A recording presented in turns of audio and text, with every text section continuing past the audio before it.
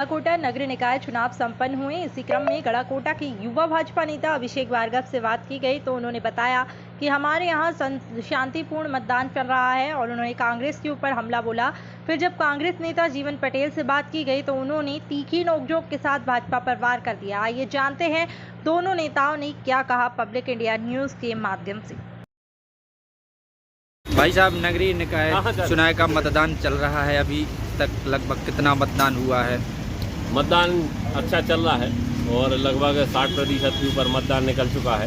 23 के 23 वार्डों में लोग जागरूकता से निकल कर आ रहे हैं। मेरा अनुमान है कि 70% से ज़्यादा मतदान 5 बजे तक हो जाना चाहिए। प्रयास तो हमारा 80% मतदान कराने का है, लेकिन हो सकता है कुछ कारणों से कहीं कहीं मतदान कम हो, लेकिन मतदान अच्छा हो रहा है और खुशी की बात है कि लोग निकल कर आ रहे हैं और मतदान कर रहे हैं और अधिकांश मतदान भारतीय जनता पार्टी के पक्ष में हो रहा है। ऐसा 23 के 23 वार्डों से रुझान निकल कर आ रहा है। जैसे सुनने में आ रहा था कि मतदान के दौरान कोई गड़ाकोटा में वाद विवाद की स्थिति भी बन सकती है। हाँ, ये था हम लोग, क्योंकि कांग्रेस के लोगों का पिछले कुछ चुनाव से ऐसा शक्ल रहा है, परंपरा वो बना लेते हैं इस प्रकार का षड्यंत्र।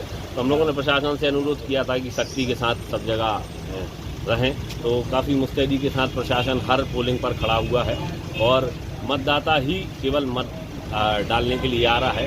कार्यकर्ताओं को, नेताओं को भी वहां से पोलिंग बूथ से दूर रखा गया है। इस कारण से मतदान पूर्णतः शांतिपूर्ण हो रहा है, निष्पक्ष हो रहा है और असली मतदान हो रहा है। भाई साहब, आज यहाँ नगरीय निकाय का मतदान चल रहा है गड़ाकोटा नगर में, अभी क्या स्थिति है, कितना मतदान हुआ है?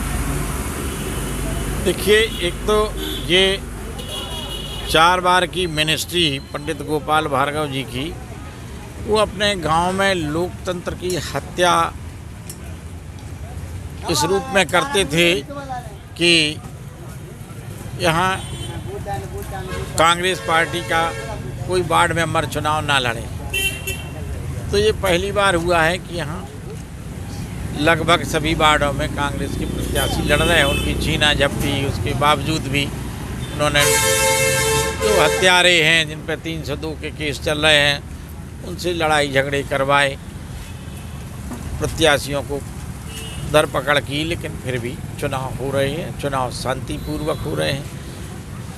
फर्जी वोटिंग ये पंडित गोपाल भार्गव जी का स्वभाव है, इसी से वो 8 बार जीते। हर बार फर्जी वोट करने में वो माहिर हैं, उनको चैन नहीं पड़ती। तो इस बार फर्जी वोटिंग अभी तक, इस समय तक फर्जी वोटिंग नहीं हो रही है और चुनाव हो रही है। 2 उपलब्धियां गड़ाकोटा की जनता के लिए बहुत बड़ी उपलब्धियां हैं। आपको क्या लगता है, आप कितने वार्ड कवर कर रहे हैं? हमारे 21 वार्ड में कांग्रेस के प्रत्याशी लड़ रहे हैं, 2 वार्ड में हमारे निर्दलीय समर्थक हैं।